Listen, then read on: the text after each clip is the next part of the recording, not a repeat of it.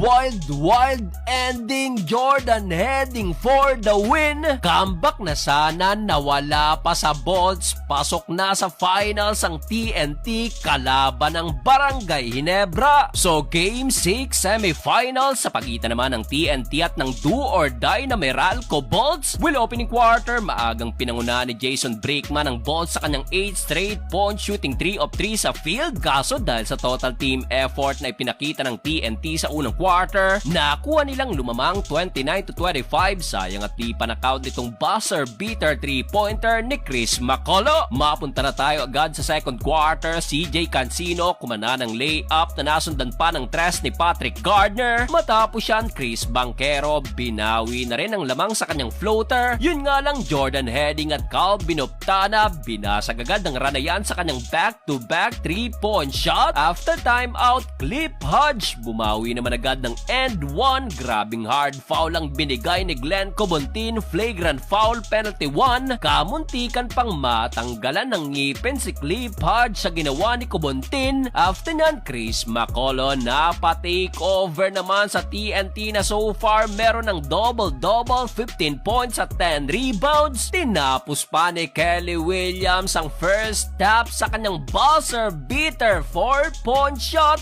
51-44, up by 7 points ang TNT. Start the third quarter, Chris Macolo hindi pa tapos, pull-up jumper na agad namang sinagot ng another 3-pointer ni Patrick Gardner. Chris Newsome finally nagparamdam na rin this quarter at nasungkit pa ni Nunyo ang ikatlong foul ni C-Mac. Under 8 minutes, Cliff Hodge na libre pa sa kanyang dunk to tie the game at all 56. Hindi pa natapos dyan ang run ng Bolts at sa tres na to ni Jason Brickman na bawi na ng Meralco ang lamang 56-59. Kaso after timeout, Jordan Heading on fire na sumagot ng back-to-back 3-pointer. Matapos yan, heto pa isang tres mula kay Calvin Optana. After nyan, tinapos pa ni Optana ang third period sa kanyang end 1, 79-71, up by 8 points ang TNT. Final quarter, hindi pa rin tapos si Jordan Heading. Heto pa another 3-pointer, pang-anim na yan, 6 of 9 beyond the arc. Sagot naman si Newsome ng end 1 at ang mabigat, ikalimang foul pa to ni C-Mac. Pero no problem for TNT, takeover mode pa rin si Heading na meron ng 24 points at dito na magapangang lamang ng TNT sa double digit. Under 7 minutes, RR Pugoy inangat palalo yan sa 14 points sa kanyang 4-point shot. Kaso heto't may nagawang bawi ang Bolts. Pasok ang tres ni Gardner na nasundan pa ng napakainit na back-to-back 4-point shot ni Bong Quinto. Under 3 minutes, heto pa masakit sa TNT. Graduate ang inabot ni Chris Macolo. Kaya naman heto't Cliff Hodge tinabla na ang talaan sa all 94. Pero wala nang isang minuto, Jordan Heading to the rescue sa kanyang end 1. Hype na hype si Heading. Abante ng tatlo ang TNT, 97-94. Will pagkakataon ng Bolts pero sa 4 kinuha minti si CJ Cancino at sa huli, papasok na rin sa finals ang TNT makakalaban ng Barangay Ginebra.